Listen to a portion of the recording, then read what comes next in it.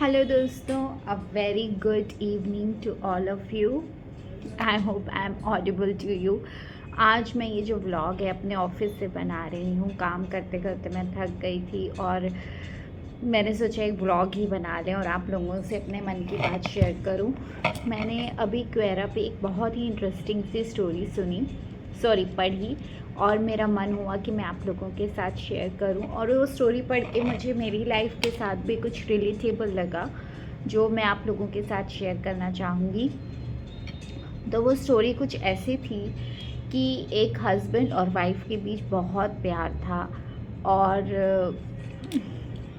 शादी के कुछ साल के बाद वाइफ को कोई स्किन डिसीज़ हो गया जिससे कि वो धीरे धीरे बदसूरत होती गई। और उसके हस्बैंड ने लेकिन कुछ कहा नहीं, लेकिन लड़की को बहुत ही आत्मग्लानि होती थी कि शायद मैं अब ज़्यादा सुंदर नहीं रही। थोड़े दिनों बाद उसके हस्बैंड का एक्सीडेंट हुआ and he goes blind due to that accident. उस एक्सीडेंट में उसके हस्बैंड की आंखें चली गईं। तो भी हस्बैंड और वाइफ के बीच बहुत प्यार रहा। वाइफ हस्बैंड को बहुत प्यार करती थी और हस्बैंड भी अपनी वाइफ को बहुत प्यार करता था। दोनों हमेशा साथ में रहे। समय बीता, बूढ़े हो गए और बुढ़ापे में वाइफ थी उसकी डेथ हो गई। तो जब फ्यूनरल में जब वो हस्बैंड था, जब फ्यूनरल करके वापस जाने लगा तो उसके एक दोस्त ने उसको कहा कि अब तो तुम्हें ज़िंदगी जीने में काफ़ी ज़्यादा दिक्कत होगी क्योंकि अब तुम्हारी वाइफ नहीं है। वाइफ ही तुम्हारी हेल्प करती थी, she use to take care of you. तो हस्बैंड ने कहा नहीं, मैं अपना ध्यान अब खुद रख लूँगा, मैं ब्लाइंड नहीं हूँ, मेरी आंखें आ गई थी, लेकिन मेरी वाइफ को हीन भावना ना हो इसलिए मैंने उसको कभी बताया नहीं कि मेरी आंखें आ गई हैं और मैं उसकी बदसूरती को देख सकता हूँ। तो ये कहानी पढ़ के मुझे इतना अच्छा लगा क्योंकि इसमें ये कि आप हमेशा एक दूसरे की रिस्पेक्ट करो, जस्ट जैसे कि एक दूसरे को माफ़ कर दो।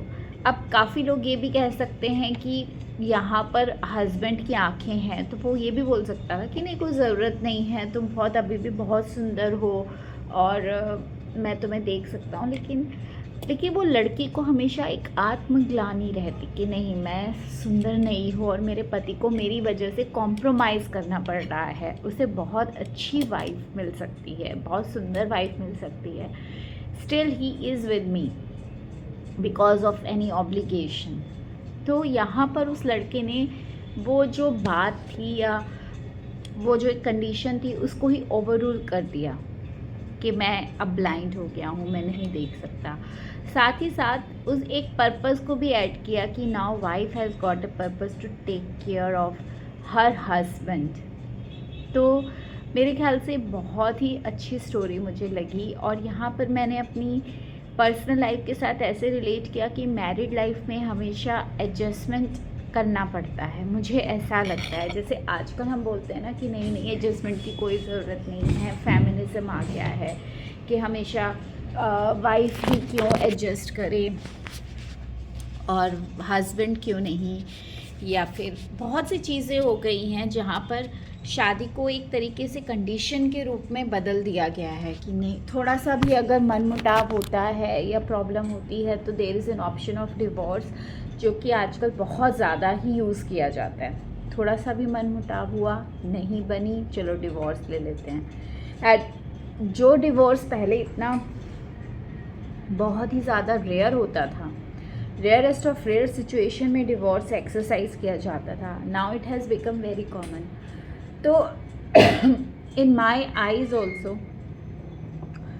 जहाँ तक मेरी शादी की बात है तो मैं आप लोगों को बताना चाहूँगी कि मेरी शादी बहुत अच्छी चल रही है। My husband is very loving, my husband is very caring. But ऐसा नहीं है कि मैं उनसे गुस्सा नहीं होती या वो मुझसे गुस्सा नहीं होते, या मैं परफेक्ट हूँ हमेशा या वो हमेशा इम्परफेक्ट हैं, ऐसा नहीं है। हम दोनों एक दूसरे के साथ एडजस्ट करते हैं। In the married life sometime you have to pretend to be blind to other persons imperfections और उनकी कमियों को तुम्हें नज़रअंदाज करना पड़ता है, क्योंकि तुम्हारे अंदर भी कमियां हैं, वो भी तुम्हारी कमियों को तभी नज़रअंदाज कर पाएंगे जब तुम उनको कर पाओगे। See, at the time of my marriage, mine is a love marriage, तो जब मेरी शादी होने वाली थी तो मेरी मम्मी ने मुझे समझाया था कि तुम जिस घर में जा रही हो उसका कल्चर बिल्कुल अलग है। इसीलिए मुझे बार बार यही समझाया गया था बाय माय पेरेंट्स कि तुम उस घर में शादी मत करो। लेकिन आप लोगों को तो पता है प्यार अंधा होता है, and I was madly in love with Amit. और मैंने कहा नहीं, कुछ भी हो, कैसी भी कंडीशन हो, मैं मैनेज करूँगी। लेकिन दोस्तों, हमेशा ऐसा नहीं होता है कि आप मैनेज करने से सब ठीक हो जाता है। तो शुरुआत में मुझे बहुत प्रॉब्लम हुई, इतनी प्रॉब्लम हुई थी कि I use to cry while talking to my mom on the phone. तो मेरी मम्मी मुझे यही समझाती थी कि जो बिहेवियर तुम उन लोगों से एक्सपेक्ट करती हो अपने लिए, वो तुम खुद उनके साथ पहले करो। अगर you expect love and respect from them, start giving them love and respect with your whole heart. ऐसा नहीं कि दिखावे के लिए, शो के लिए, ऊपरी भाग से नहीं, अंदर से करो। और मैंने कोशिश की, वो बहुत टफ टाइम था, आई ओवरकेम इट। अब मैं ज़्यादा आपको डिटेल में तो नहीं बताऊंगी, बट ये है कि हमारी लाइफ में भी बहुत से इश्यूज़ आए, बहुत सी प्रॉब्लम्स आई। अमित भी परफेक्ट नहीं थे, मैं भी परफेक्ट नहीं थी। अगर अमित से कुछ गलतियां हुई, उनकी फैमिली वालों से कुछ गलतियां हुई जो मैंने नज़रअंदाज की, मैंने लेट गो किया, तो मुझसे भी ऐसी बहुत सी गलतियां हुई होंगी, मेरे फैमिली मेम्बर से तो हुई ही, जो उन्होंने नज़रअंदाज की। तो ये एक टू वे कम्युनिकेशन होता है। अगर आपको लगे कि नहीं, मैं तो ऐसी ही रहूँगी, जो भी बदलना है सामने वाला बदले, तो ये गलत है। अगर आप सामने वाले को बदलना चाहते हो, अगर आप चाहते हो कि आपकी इच्छाएं, एक्सपेक्टेशंस, डिज़ायर्स अकोमोडेट की जाएं, तो आपको ये समझना पड़ेगा कि सिमिलरली सामने वाले की भी कुछ इच्छाएं हो सकती हैं, एक्सपेक्टेशंस, डिज़ायर्स हो सकती हैं, जो आपको अकोमोडेट करनी पड़ेंगी। You have to find a way to accommodate their expectations, their lifestyle. अगर आप चाहते हो कि आपको ना बदला जाए, तो आप उनको भी बदलने की कोशिश मत करिए। लेकिन अगर आप उन्हें अपने हिसाब से बदलना चाहते हैं, तो आपको कुछ तो उनके हिसाब से खुद को बदलना पड़ेगा। ये मेरा मैरिड लाइफ का अभी तक का एक सीखा हुआ लेसन है, जो मैंने आज सोचा कि मैं आपको आपके साथ शेयर करूं। तो मैं ये नहीं कहती कि आपको शादी में बहुत सी प्रॉब्लम होती है जिसे नज़रअंदाज नहीं करना चाहिए और किया भी नहीं जाना चाहिए, जैसे कि डोमेस्टिक वायलेंस हो गया, या सेक्सुअल अब्यूज़ हो गया, या और भी ऐसी प्रॉब्लम हो सकती है जो शायद मैं अभी ना बोल रही हूँ, लेकिन आपकी मैरिड लाइफ में हो या किसी और की मैरिड लाइफ में हो, जो कि बहुत ही ज़्यादा सीरियस कंसिक्वेंसेस ला सकती है। फिज़िकल अब्यूज़ तो बिल्कुल नो नो नो। तो ऐसा है दोस्तों।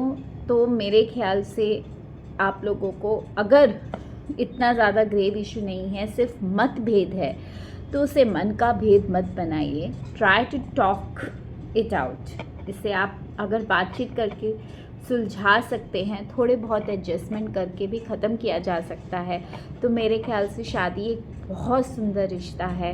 ये आपको बहुत बहुत खुशियाँ देता है अपने जीवन में। मुझे भी कभी ऐसा लगता है कि हाँ, अगर मैंने उस वक्त डिवोर्स ले लिया होता, या मैं पागल बन जाती कि नहीं, मुझे तो अलग ही होना है या मुझे तो यही करना है, तो शायद मैं आज इतनी खुश नहीं होती। आज मैं बहुत खुश हूँ अपने पति के साथ, और अब मैं उनको और ज़्यादा अच्छे से समझती हूँ और वो मुझे और ज़्यादा अच्छे से समझते हैं। तो एक फेज़ सभी की लाइफ में आता है कि जब वो एक दूसरे से बोर हो जाते हैं, एक दूसरे से मतलब बात करना पसंद नहीं करते, या धीरे धीरे उनमें प्यार ख़त्म होने लगता है। ऐसा सबको लगता है।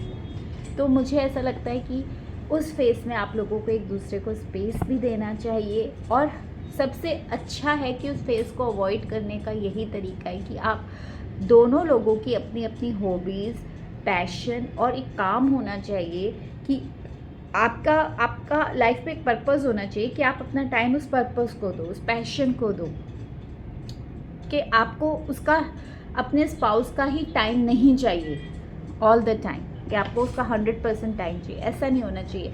आपके पास भी एक पर्टिकुलर काम होना चाहिए। जैसे मैं एक फ़िटनेस फ्रीक हूँ, मुझे जिम जाना पसंद है, मेरे पूरा डे स्केड्यूल्ड होता है, मुझे जिम भी जाना है, मुझे ऑफिस भी आना है, मुझे घर का काम भी मैनेज करना है, ऑफिस का काम भी मैनेज करना है।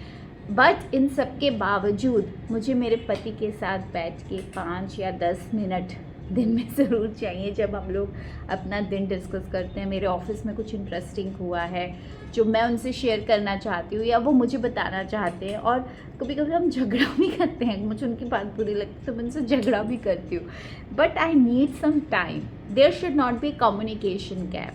तो same is with him, he also share anything serious, anything interesting that he encounters throughout the day. और हम बच्चे भी आपस में डिस्कस करते हैं कि बच्चे अब कैसा करते हैं लाइफ में, हमें अब बच्चों के कैसे हम बच्चों को अच्छी पेरेंटिंग कर सकते हैं, उसके स्कूल में आज ये हुआ, ये नहीं हुआ, तो ये सब चीज़ें हम डिस्कस करते हैं। तो मुझे लगता है कि अगर आपको ऐसा लगता है कि आपका स्पाउस आप पे ध्यान नहीं दे रहा है, तो there should not be any communication gap. वो ध्यान नहीं दे रहा है तो आप ध्यान दीजिए। ज़रूरी नहीं आप हमेशा अपने पति से कंप्लेन ही करते रहें या पत्नियों से कंप्लेन करते रहें, नैगिंग करते रहें, नहीं। आप उनके साथ अच्छी सी उनकी फेवरेट डिश बनाएं, उनके लिए चाय कॉफ़ी उनके लिए लेके जाएं, पास में बैठे, और आप उन्हें खुलने के लिए ना कहें, पहले आप खुद उनके साथ खुलें, उन्हें आप अपने बारे में बताएं, अपने दिन के बारे में बताएं, वो अपने आप आपको अपने बारे में बताएंगे। अगर आप ट्राई करना चाहते हैं तो आप करिए।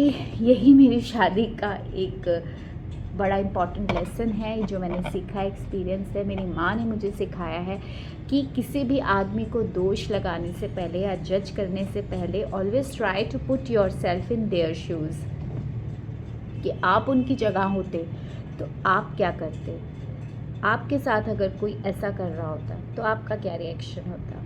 तो शायद आप उनके पर्सपेक्टिव को समझ पाएंगे और आप उस तरीके से ही रिस्पॉन्ड करेंगे। और हाँ, रिस्पॉन्ड और रिएक्ट के पीछे भी एक है, कोई चीज़ आपको बुरी लग रही है अपने पार्टनर की तो रिएक्ट मत करिए, ध्यान से सोचिए, एनालाइज करिए क्या कारण हो सकता है उसकी इस तरीके से रिएक्ट करने का या बात करने का या ये हरकत करने का। उस पर रिएक्ट करें और फिर उस पर रिस्पॉन्ड करें। तो दोस्तों, आज के ब्लॉग में इतना ही। मैंने क्योरा पे एक स्टोरी पढ़ी थी, मुझे बहुत अच्छी लगी, तो मैंने आप लोगों के साथ शेयर की कि सक्सेसफुल मैरिड लाइफ के लिए या किसी भी रिलेशनशिप के लिए सबसे ज़्यादा ज़रूरी है कि सामने वाले की कमियां जैसे नज़रअंदाज किया जा सकता है, उन्हें नज़रअंदाज करना बहुत अच्छा होता है। इससे रिश्ता भी बना रहता है, और अगर आप दूसरे को थोड़ी बहुत लेवरेज देते हो तो वो भी आपकी कंडीशन को नेक्स्ट टाइम समझेगा। चलिए, अब मैं आपको मिलती हूँ नेक्स्ट व्लॉग में। Till then, bye.